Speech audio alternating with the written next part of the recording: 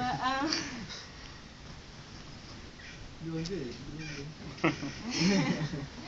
um, something may seem desirable because when actually one thing I was thinking about was a lot of people look at being saved as though it's like you're in this box, and when you're out in the world, it's like, oh, I'm so free, I can do whatever I want.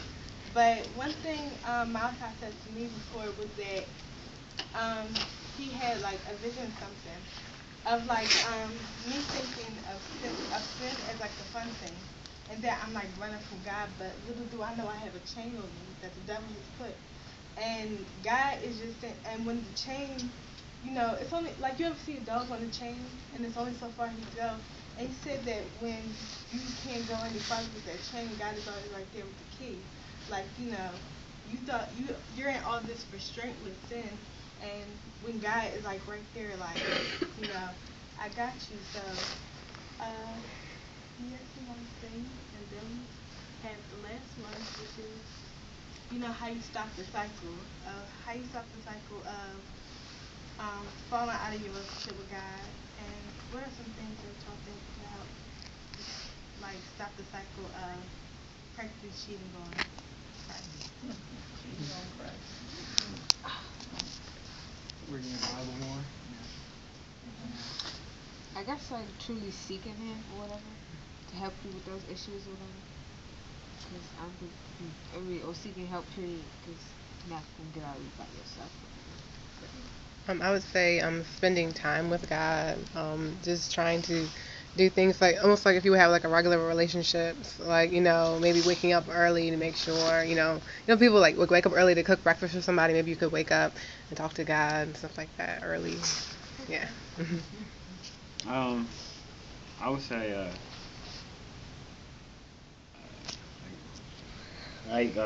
prayer, and prayer and fasting. That's what I said. It would like help you not get like closer, but like understand who God is more. Like Grandpa said, seek help.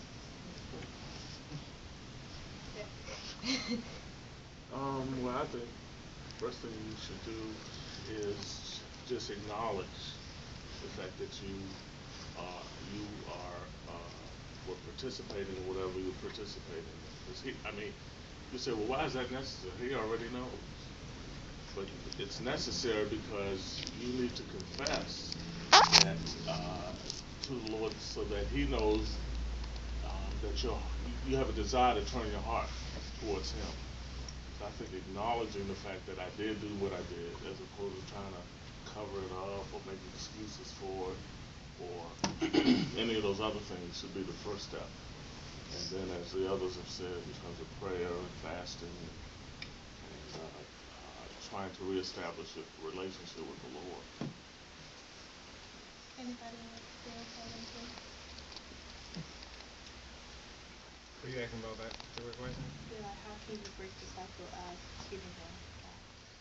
Actually, I was gonna say what Patrick said first would be acknowledging it, because I think it does go back to also like in the natural, like if you wrong your spouse and then you want to change, you just go back to where like nothing happened. Then it's gonna be crazy because you're gonna still feel that same way because she may or may not know. You might say all she knows was when you stop, but with no confession, there's no accountability that you've done. So now you really don't confess it because you want to still keep it a little bit secret so maybe you can get away with it again. And that's what your heart is saying when you don't confess it. You're saying that hopefully, maybe somewhere that she doesn't realize it, because she could know, but she might not. And that's always there when you don't confess something. So you can't make anything right without confessing to God first. That I know I've been doing this. This is where I've been, and now I want to change. And it won't happen without saying that. In mind, it's just like confessing that you believe God died for your sins. You can't get there without confessing that first. That's how I look at it. It's like you have to confess these things before you can move anything out of it, because you can always hide in your heart that you don't really believe that stuff, or it didn't really happen, or you can act as if it didn't happen, or wasn't real. Right, because it puts you in a place of vulnerability. It puts you in a place where you are standing naked before God. It's taking the fig leaf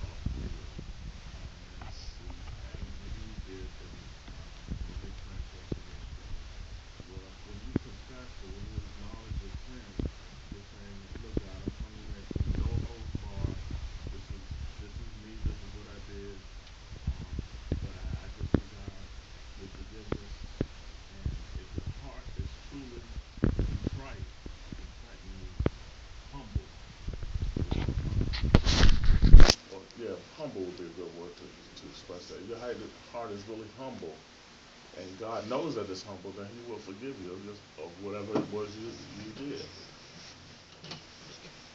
Yeah, so always know that you can talk to God. He's a really good listener. And listen to us. Oh, man. I want to throw out the question because I always. But does anybody understand what intimacy is before we try to say what fake intimacy is? Because a lot of people might think intimacy is talking about sex, so I want to get y'all take on what y'all consider intimacy in somebody's world. Because I don't want y'all to just think about it as in, well, I'm intimate. It's just a word, and all you associate with it is sex, because that's what most people in the world consider intimacy to be.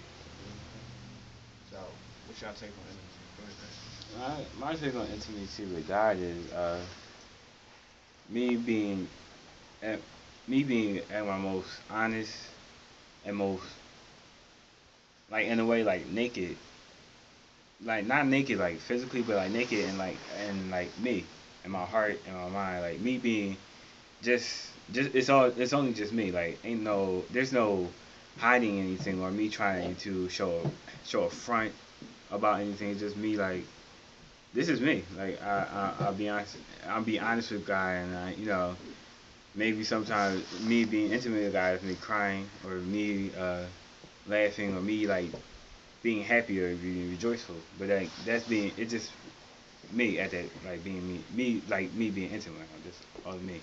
You know what I mean?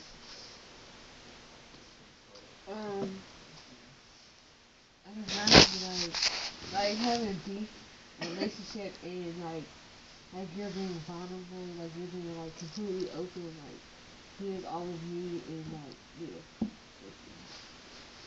Yeah, basically just that, like, being comfortable with, like, your partner, I guess, because, like, nobody wants to be with somebody they're not comfortable around, and somebody they can't share stuff with, so intimacy is, like, basically, like, you being fluently, like, you just, like, chilling with, like, your girlfriend, something just, like, just talking and sharing. You don't want it to be, like, you just, like, you can just be, like, just talking, it's like getting to know one another better, like deeper, close. How many of you in here have a friend that is, I mean, you guys are just so boom coon that y'all can talk about anything. You can talk about the most private subjects you won't even talk to your parents about. Anybody have a friend like that? Think about your relationship with that friend, and you violate his or her trust. Or, if she shares something or he shares something with you that is deeply personal, and you go blast it on Facebook. That's what we do with God when we violate the things that He shares with us, or the things that we know in terms of the Word. That's what happens. Is the same type of He has the same type of feeling that your friend would have if you betrayed him. But and the flip side of it is, this friend who you have, you feel so comfortable in sharing with them that because you know they won't judge you. You know they won't talk about you behind your back. You know you can just be as open with that person as if you were talking to yourself in the mirror. That's what intimacy is outside of a sexual context. So, in light of the lesson, that Emily just shared, just kind of think on those things, in terms of your relationship with your best friend, your best buddy, and how you would not want to violate your trust with that person, nor that person violate their trust with you.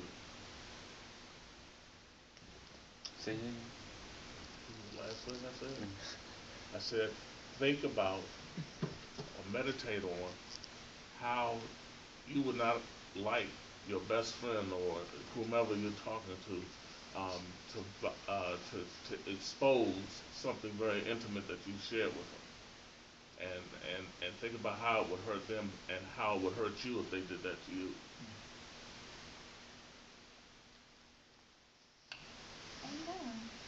You want us to share with you? No. Oh. I'm just thinking. Oh.